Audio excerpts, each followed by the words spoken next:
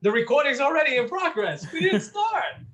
Hey, everybody. This is Kenny and Kenny Squared. with the Sports on the Positive Tip podcast. Kenny, happy anniversary. 1 year. We've been doing this for 1 year. Here we go. I know, man. So we're going to do a little bit of a recap, of what were the top stories of the year.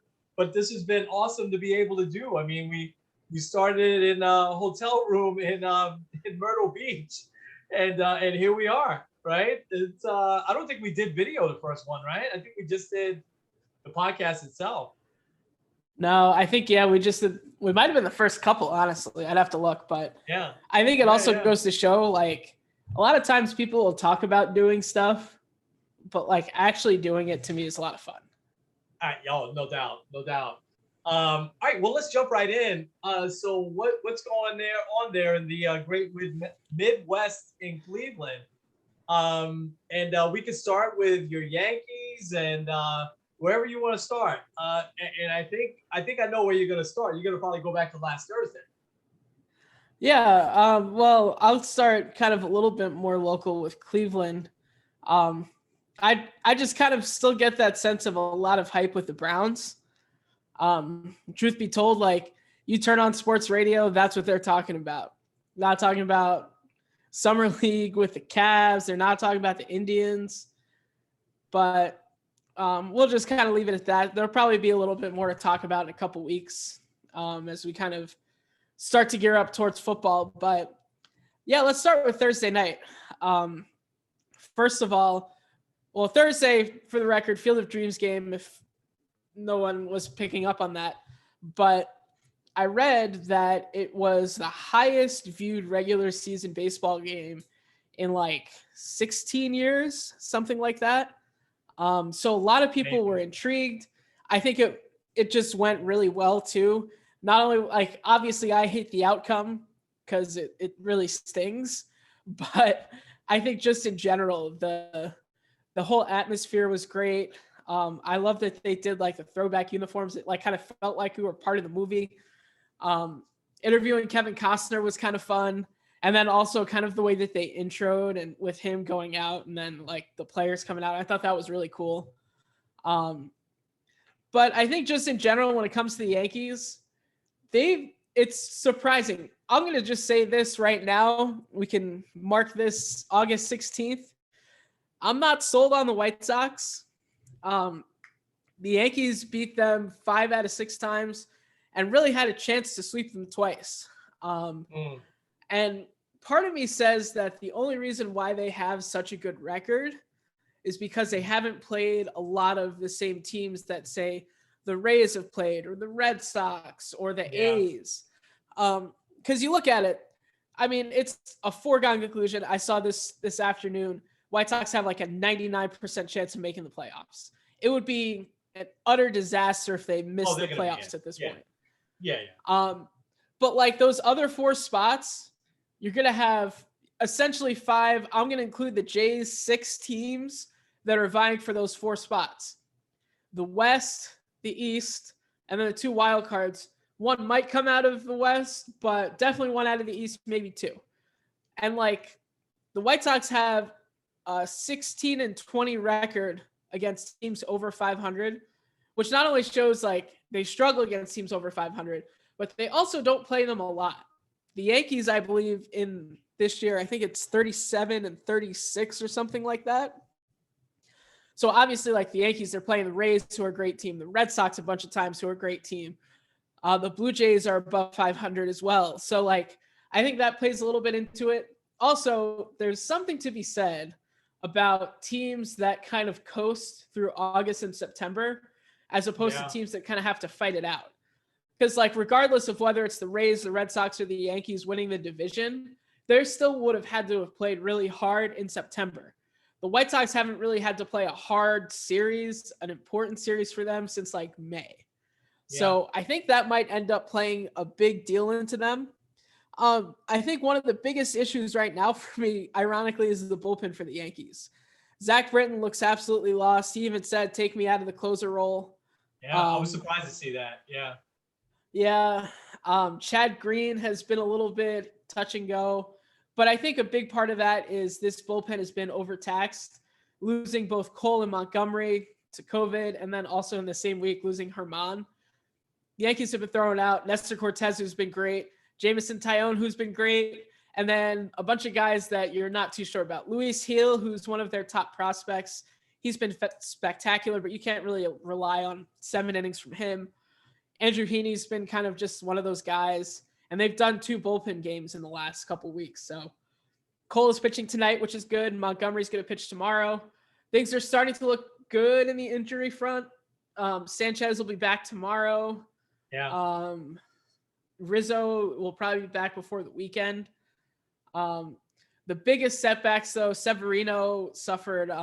He wasn't feeling right, so he's taken an MRI. They've been kind of hush-hush about what that's about, so that kind of worries me. And then also, I texted you earlier, Clint Frazier. There's a good chance he can't play baseball again because of his vision issues. So I hate to hear thoughts and that. prayers for that guy. Yeah. I hate to hear that. And he's a praying guy, so hopefully it's in perspective for him. His eyesight is way more important than baseball. Okay, so I love everything you said, by the way. I want to back up what you said about the White Sox in a second, but I'm a big Field of Dreams guy. That is definitely my favorite sports movie of all time, and it's probably my top 2 or 3 favorite movie of all time. I thought they did an outstanding job. And I'm wondering, what was the game 16 years ago? It had to be like a pennant race September game, regular season game. I wonder what that was higher rated than, or was the last highest rated one. But it was just, baseball, when they put their mind to it, they can do it right. And, like this weekend on Sunday night, I think it's the Angels Indians. They're playing the Little League game. And I think they haven't done that for a couple of years now. And if I remember, it was the Mets and the Cubs, I think. But I remember that's when the players that weren't playing, they're sitting in the stands with the kids and everything like that. So when Major League Baseball puts their mind to doing something right, and we're longing for that tradition. I think Guy Fieri, the Food Channel guy, made a hot dog that was crusted in apple pie. So baseball, hot dogs, apple pie. Baseball, I know it's been a long time since it's been, the America's pastime. I think football and maybe even sometimes basketball has passed them by. But when you can sit on a summer Thursday night and watch something like that and see not only the backdrop of it, but a spectacular game, one of the best regular season games that I've probably seen all year. And I know it wasn't the outcome you wanted, but it was just an unbelievable back and forth. The Yankees with their comeback in the 9th inning was reminded me of the Yankees teams from the 90s who would never be out of it. They would always come back. I thought it was just outstanding. Go ahead. What did you look up the games? Yeah. So the last highest rated, it was 5.9 million viewers, which is what Field of Dreams game got. 2005 between the Yankees and Red Sox on October 1st. So I'm assuming that was like, if I remember right, that was the year that like the winner went to the division, loser was a wild card. So it was like a really big game. Oh, okay. That makes sense. Yeah. I figured it was probably a late season pennant race type game. Yeah. Yeah. The other thing, something that has been a strength of the White Sox was supposed to be their bullpen. Aaron Judge tattooed Kimbrel and Hendricks. Stanton had that big home run. Joey Gallo too. So Gallo also hit a home run tonight. So yeah, that I think is bigger. Even though they didn't win the game, I think that's a bigger thing. Yeah. You said you had 3 things. What was the third one? Oh no, just 2. Yeah. Oh, just 2. Okay. Just 2. Yeah. Well, let me back you up with the White Sox. The White Sox are a very good team. But we see that every year, Kenny. I'm glad you brought that up. The teams that run away with the divisions, we see that every year. They tank in the playoffs, because they're not used to that big game spotlight. How many times do we see wildcard teams get into the World Series? We see it a lot because they're used to they're playing tight games now. I mean, think about the National League East, the National League West. I mean, those games, these guys have been playing tight games for a month, for a good month now, and it's going to continue all the way through September. The Mets might drop out of it the way they're playing, but the Braves and Phillies, are going to battle, and obviously the Dodgers and Giants going to battle. So I agree with that. I just think that the A's and the Astros, as well as the Rays and probably the Yankees, and I'll put the Red Sox right there, are all better teams than the White Sox. I think the White Sox have a really good team. They have a good mixture of veterans and youth. They obviously have Tony La Russa as their manager, but they're missing something. They've got good starting pitching. You're right, that bullpen is supposed to be good, but it wasn't the other night for sure. I just don't think they have. I agree with you. I don't think they've been challenged the way these other teams have been challenged. The Astros and the A's, they're going to fight it out right till the end as well. And I just think that come when the lights are on in October, we'll see. I agree with you with the White Sox. Something was missing, even though they won that game. I think that both leagues right now are very segmented, and I think where in these past few years when they added that second wild card, we saw a lot more teams in it. It's like in the National League, I mean, it's the three teams out west, the Brewers, who are very good, just running away with the Central. And then, in my National League East, none of those teams are really that good. I mean, the Braves may now get on fire and play the way they should have played all year. But the Mets, I mean, have just not hit in the clutch. The Phillies are good, but and then the American League is just 4 or 5. Actually, I'll say 5, 6 really good teams. The rest of the teams are just, I mean, does that concern you that it's just gotten so fragmented, both leagues, not even just one league, but both leagues? Yes and no. I feel like this year was a little bit different because it seems like a lot of the teams that didn't feel like they had a shot just basically sold. Like the Indians, they're not, well, I guess they're kind of out of it right now. They're 10 out of the second wild card, but they weren't really that far behind, but yet they were selling pieces left and right. It looks like, I feel like a lot of the teams that felt like they were not really in it were just like, we're just going to completely blow it up. But it does kind of seem like there's that huge gap this year. Because, yeah, I would agree with you. Looking at the American League, you got Tampa Bay, Boston, the Yankees. If you want to include Toronto, feel free. They're not too far behind. Then you got the White Sox, Oakland, Houston, and that's kind of it. Seattle kind of seems like a little fake-ish. The Angels would be the next team up there, and they're a game below 500. Yeah. Can't figure them out. I can't figure the Angels out. Nobody can really. Yeah. I think baseball will get it back. I liked last year, obviously only the 60 games, so you knew there were going to be surprise teams in the playoffs. But the Marlins, the Cubs, some of those teams that got into it last year, you haven't seen that this year. But even in 2019, 2018, there were a lot of teams battling in the last week. Remember the last we had a couple of years where the last day was really exciting, but I just don't see that happening this year. I don't know. It might, but it just seems like I can't say the rich got richer, but I don't know. It's probably a good segue to jump into the 8 things we didn't see coming. It was a great article on MLB.com, and I'll name them, and I want to hear your thoughts. So the first one on there was the San Francisco Giants, best record in baseball. I'm chuckling a little bit because I did say I thought that they would make a comeback here, but I didn't think they would be this good. What were your thoughts? Yeah, you call that from day one. I think it kind of shows Gabe Kapler is actually a really good manager, but also it kind of shows a lot of those guys that like we kind of thought were easily over the hill. Guys like Buster Posey, they're having excellent years. In the MVP conversation, Buster Posey. Yeah. That's probably a question for next week is who would you say is the MVP? Yeah, Nationally could be very interesting. But yeah, it's hard because like you look at the Dodgers and not only did they have great pitching between Clayton Kershaw, Walker Buehler, but then they added the Cy Young Award winner Trevor Bauer, who obviously he hasn't played in a couple months now. I don't think he's But going to pitch again this year at least. No, I don't think so either. Yeah. But then you got guys like Mookie Betts. Like they had like such an excellent, like they have how many Cy Young Awards on that team, MVPs, and yet they still are in the giant rearview mirror. Yeah. Which to me is kind of surprising. I'm already sick of the Dodgers. After watching them 3 games this weekend, I'm tired of them already. So, yeah. Yeah, and you got that next weekend, right? Oh, we got a 4-game series next weekend. But go ahead. Good luck.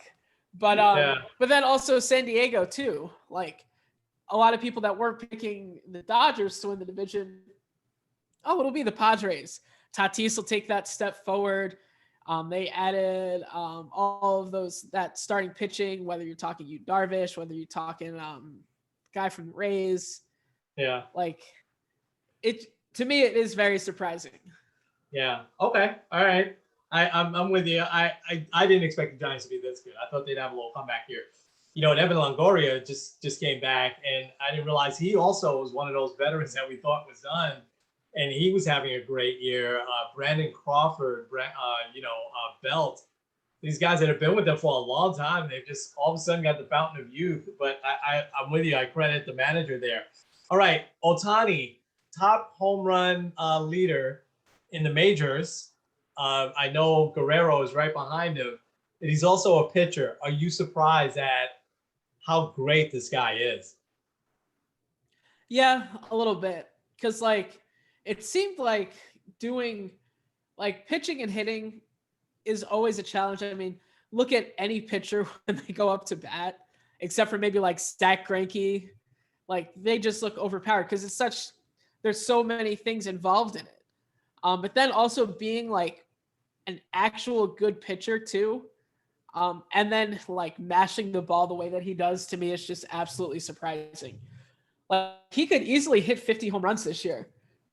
And he will also be a very interesting MVP case because you can't say that he's not valuable, whether that's with his bat or with his arm, but also how much value does he bring to a team that's a 500 team at best.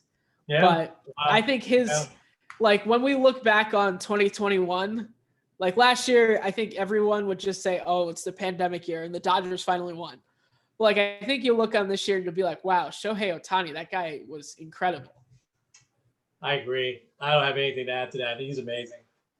Cedric Mullins of the Orioles was number 3. Are we surprised that he's turned into just a star? He's batting .322, 20 homers, 29 doubles, 22 stolen bases. I hadn't really heard much of him. I know I had heard of him before this year, but he's kind of and he gives at least the Orioles hope. You got to have somebody to build around, and he's definitely the guy to build around. Are you surprised that he's come on so quick?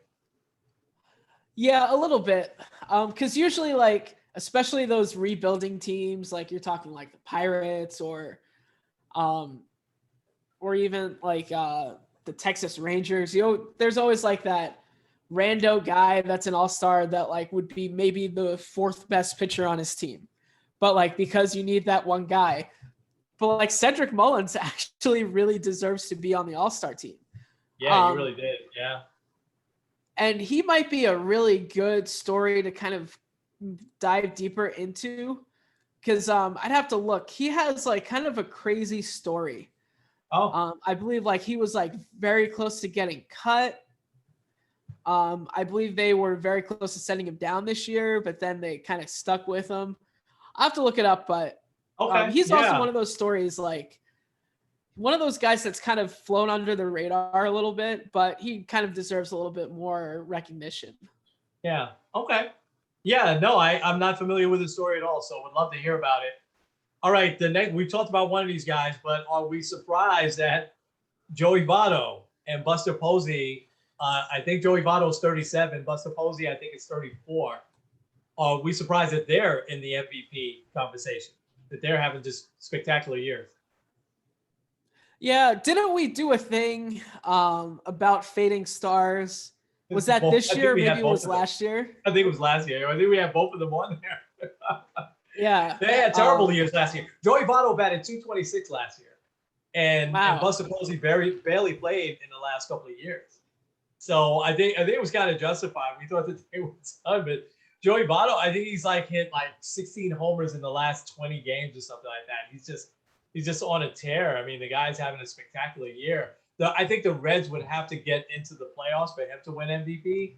But I mean, the fact that he's in the conversation, I think is just great. Yeah. To me, it is a little surprising. Like I said, I think that'll have to be a topic the next couple weeks. Yeah. Because like it's really hard to gauge it, like who I would actually give it to. Yeah. Because a lot of the people, it's like, well, maybe not. I do have someone in mind. Maybe I'll throw out to you off the air, see what you think. But, okay. All right. Okay. But yeah, it's hard to tell because also Votto had that crazy streak where, what was it, 7 home runs in a row, right? Yeah, he 7 almost days. tied the record. Yeah, he almost tied the record. And you know, he hit a ball off the top of the fence against the Mets, and it would have tied the record. It missed by maybe 2 feet, you know, of going out. All right, I'll put these two guys together. 2 Cy Young candidates.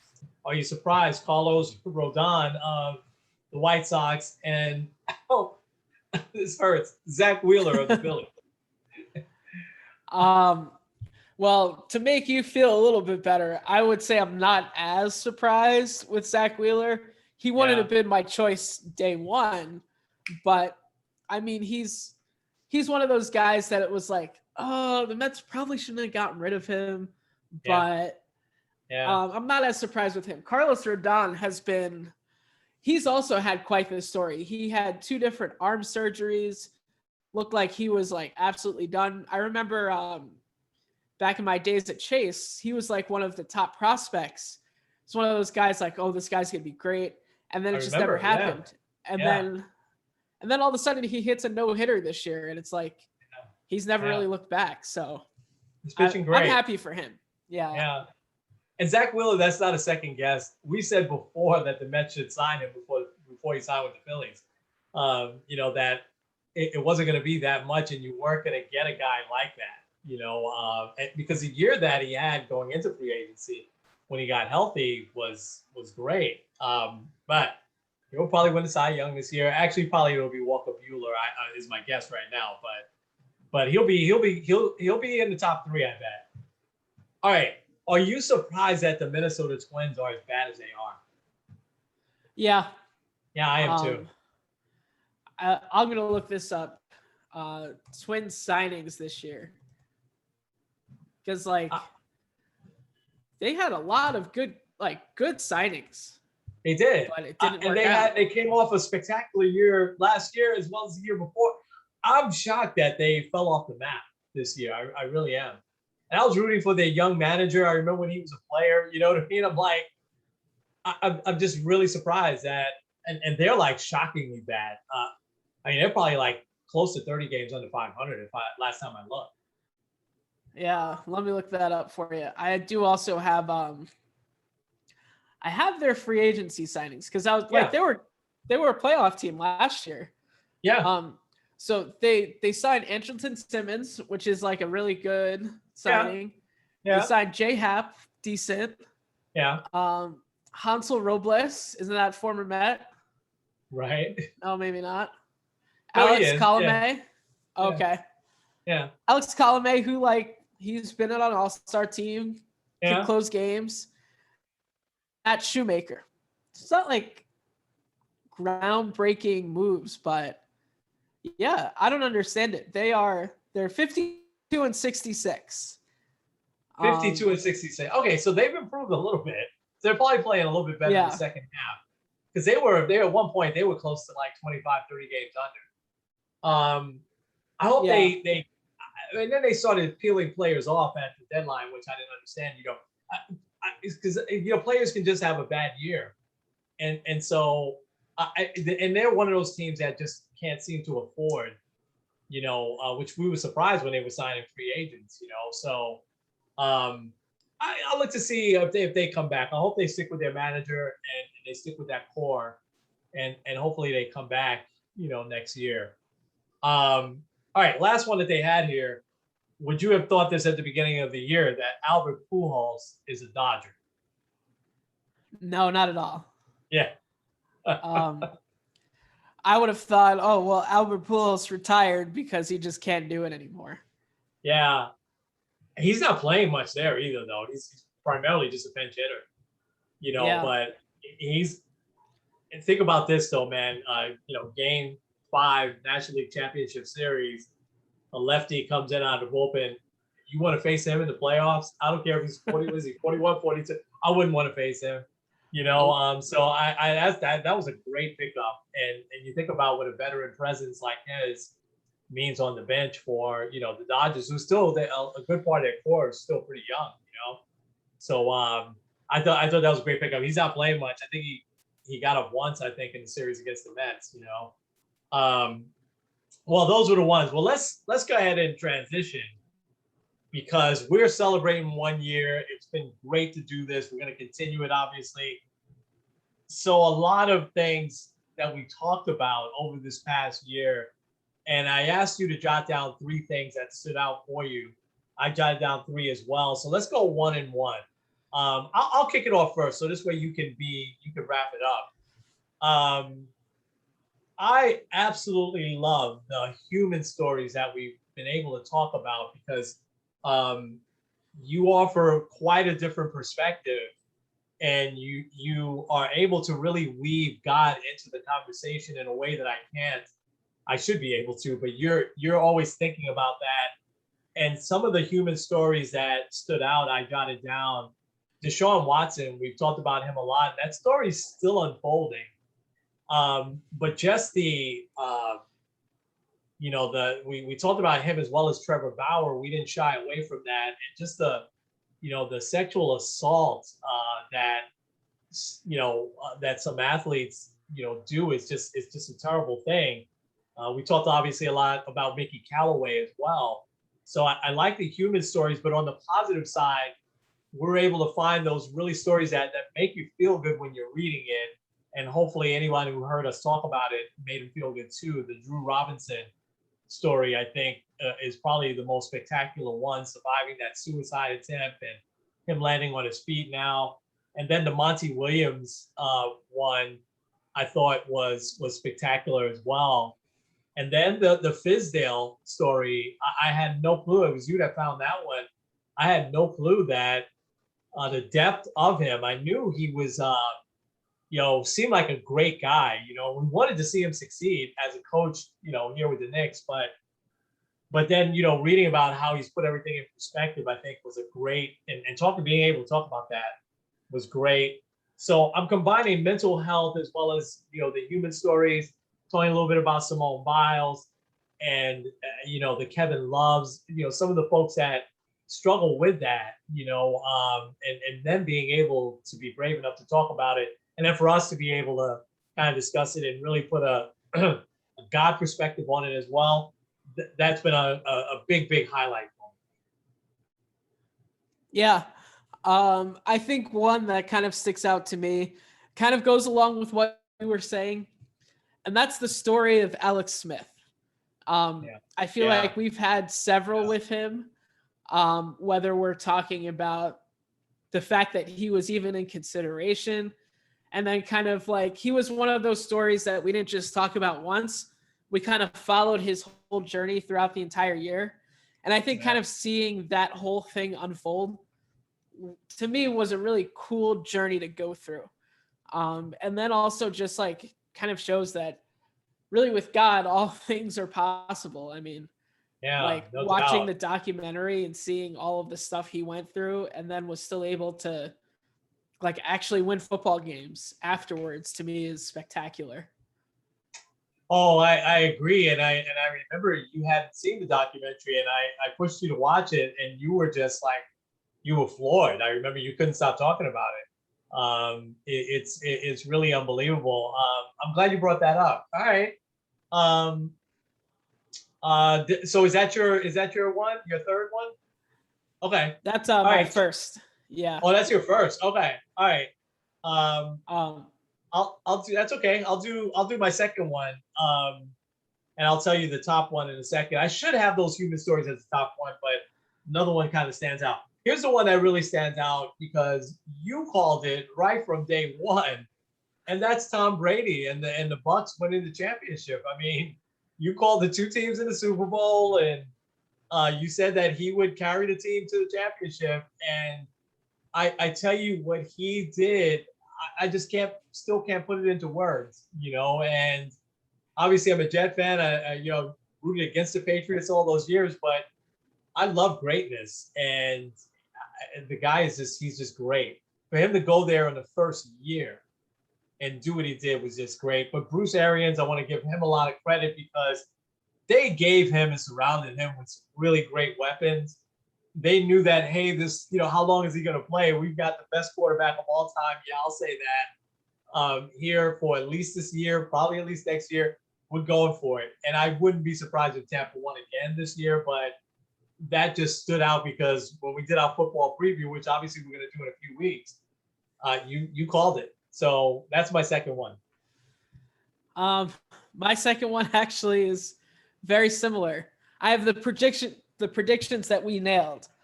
I have two in particular for you. Number one, we talked about it earlier, but the Giants, saying that they were going to be a good team. You were all over that. And even when people weren't sure if it was real, you were still like, no, I think this team is good. And then I think another one, and this goes back to when we had Nick on the show. Yeah. Calling the Bucks winning the series, even though there looked like there was zero chance of that happening after game 2. No, watch out for these Bucks. They're good. And sure enough, they completely turned it on. And that's part of the fun of doing this too, is you can look back and you're like, wow, we actually called that. But then also at the same time, we're like, no, that was horribly wrong. Yeah, there's a ton I know that I've gotten wrong for sure. Oh yeah. There was just a feeling there. I mean, the Suns, they had everything going for them. And it was just a feeling there that the Bucks was at least going to get into this series. And I've said it a couple of times. I'll say it one last time. That comeback late second quarter of game 3, that to me was the series changer. And we talked about it after game 2. Obviously, I mean, they got blown out in the first 2 games. But I said, they had been through such that series with the Nets and only won that game 7 by 1 point. It was just a grind out. I mean, that series seemed like it should have been the finals, against the Nets. And there was just a feeling I had that they were going to get back into it. I didn't think that they would win 4 straight like that, but I just thought that they were going to make it a series. So, all right, thanks for that. Here's my number one. COVID and sports. We talked about that so much, and we had zero hope that the baseball season. I know we started after the baseball season started, but you and I talking up before then, we were resigned to the fact that there wasn't going to be a baseball season. But baseball really pulled it off, and then right at that same time, the NBA starts up in the bubble. They pull it off. Again, very few people, getting sick. And then the NFL season, we're like, there's no way they're going to pull off the NFL season. Football was probably the weirdest to have without fans because the fans are probably the loudest at football games, But getting through that whole season, very few people getting sick. The major sports seem to really, pull it off in a great way. And I think that was, I know we're still not in total recovery yet with the Delta variant, but I thought that the return of sports was such a big part of the country, moving back forward, at least somewhat. And I remember, what was it, the World Series of the Championship in Texas, where they had a lot of fans. That was one of the first games. I think it was the first where they let in 20 or 25,000 fans. And we were like, oh my gosh, that's going to be dangerous. And sure enough, they pulled it off. And then, by the time you get to the World Series, who would think baseball would play playoffs and World Series in neutral spots? That was just, you look back now, almost a year later for that, But I just thought that dominated sports. It dominated obviously the headlines for a long time. It hasn't dominated sports as much, of late. Unfortunately, still a little bit dominating the headlines. But I thought that the way we talked about that, and there were times where you and I both said, we don't really care. Baseball, we just don't want any players to get, sick. Remember Freddie Freeman got, really, really sick. And what a comeback story it was for him to come back and win the MVP. And then the pitcher for the Red Sox, thank goodness he's not pitching all that great. I think it's Rodriguez, right, for the Red Sox. Yeah. That had heart inflammation, from it and had to sit out the rest of the year. So anyway, that's my number one. Yeah, that's a good one. I also kind of to go along that with the idea of perspective. We talked a lot about that and how sports is great. We love it, but perspective is important. The last one I have on my list is some of the different ones where we talked about some of the lists. I have 3 here. When we talked about the greatest moments in sports. Yeah. Which would be, I have it down, episodes 14 and 15. When we had Larry on and talked about the best announcers of all time, episode 21. If you want to look back at that. And then also, if we were commissioner of baseball, what would we do? Episode 41. Yeah. So a lot of those were a lot of fun, just kind of looking at, and then I guess also kind of along those lines, some of the comparisons that we've done, like last week doing the best right-handed hitter, looking at like in depth at like Willie Mays, Hank Aaron, Mickey Mantle, guys like that. So I always, those I think are fun because like, while it's not like a current event happening, I think it's really just like a fun topic to kind of go back and forth on. It really is. And, you're great in this sense that you don't remember any of those guys. Some of the ones that we talked about, Hank Aaron, obviously Frank Robinson, Willie Mays, but you're such a good baseball historian that you totally can appreciate and look at those stats and say, in any era, that's a great season, and I do want to revisit the right-handed hitter because we left a few guys out that are steroid guys. So maybe we'll hit that next week because I definitely want to revisit A-Rod, Manny, and a few others, that we didn't talk about. But yeah, I think the best of list, those were a lot of fun. So we got more to come, right? In this coming year, we got more of that to come. And so it's been a lot of fun, and we want to continue to do this. And we're just glad that anyone watches this gets something out of it, and can get inspired by it, and we'll continue to do it. So we got to wrap it up there because I have to go get your sister. So listen, it's been a great year. Let's continue to do it, and we'll be back on next week. So Kenny, take us home, man. All right, this is Kenny Squared End. Kenny. With Sports on the Positive Tip. 1 year in now, so we'll see you guys next week. Absolutely. We'll talk to everybody next week.